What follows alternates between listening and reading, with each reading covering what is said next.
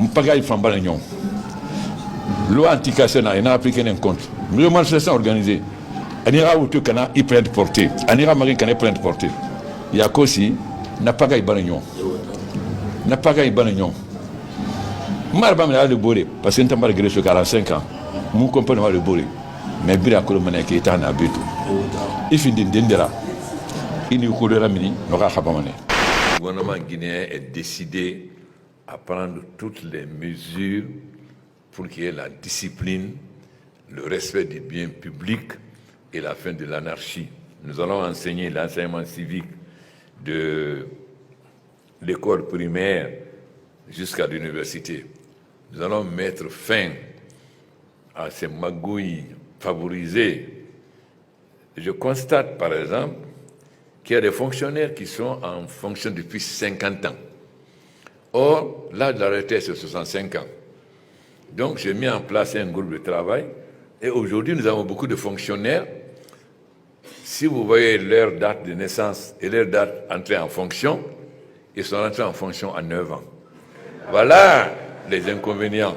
Donc, tout ça, ça va être balayé. Je n'aurai aucun état d'âme. Je n'ai pas d'amis, je n'ai pas de parents. Mon ami, mon parent, c'est la Guinée. Voilà ce que je veux dire. On va faire des lois. Vous avez des bacs qu'on jette à côté, non.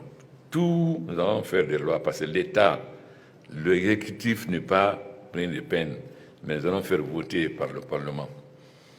Ensuite, on essaie de critiquer la Guinée. J'ai parlé avec l'ambassadeur d'Allemagne il y a quelque temps, il me disait, Monsieur Condé, nous sommes victimes de la même chose. Dès qu'on parle, on dit, les Grecs et les Turcs nous disent, vous les nazis. La Guinée a fait d'énormes progrès sur le plan des droits humains. Mais on continue à considérer la Guinée comme avant. Des pays qu'on dit démocratiques en Afrique, ils mettent leurs opposants en prison. Nous, on n'a jamais mis d'opposants en prison. Les gens qui sont en prison ne sont pas des hommes politiques, malgré la campagne. Parce que vous savez, les journalistes français, ils ne respectent pas les chefs d'État africains. Moi, je n'accepte pas qu'on ne me respecte pas. On doit se comporter avec moi comme avec le président français. Ce que tu ne peux pas faire avec le président français, tu ne le feras pas avec moi. C'est pourquoi RFI et France 24 racontent ce qu'ils veulent. Mais le mensonge peut aller vite, mais la vérité rattrape toujours. La véritable image de la Guinée finira par être connue. Ce n'est pas les ONG qui sont responsables.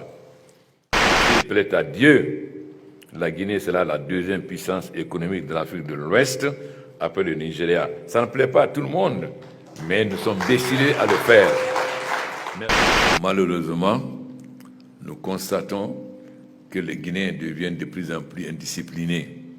Ils vont dans les mariages sans masque, ils sortent sans masque, même les policiers. Donc nous allons de nouveau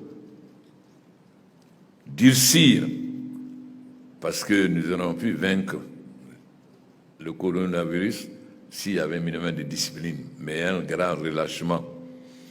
Donc j'interpelle le gouvernement et les services de l'ordre à ce que de nouveau les gens portent les masques. J'ai demandé tout à l'heure pourquoi les artistes n'avaient pas de masque, mais on m'a dit qu'ils avaient tous été testés négatifs. Il est extrêmement important que la discipline revienne de nouveau et que les Guinéens portent les masques et acceptent la distanciation. Et c'est là, je pense que les Chinois disent que quand quelqu'un est tordu à droite, pour le redresser, il faut le tordre à gauche, comme ça il va se tenir droit. Il est temps maintenant de tordre les Guinéens à gauche pour qu'ils reviennent de nouveau disciplinés afin qu'on mette fin à cette maladie. Les préfets qui ont vendu des terres alors qu'ils n'ont pas de droit, toutes ces terres seront récupérées. Toutes les maisons construites sur les terrains de l'État sans autorisation seront cassées. Vous savez, les Guinéens n'ont pas honte, ils ont peur.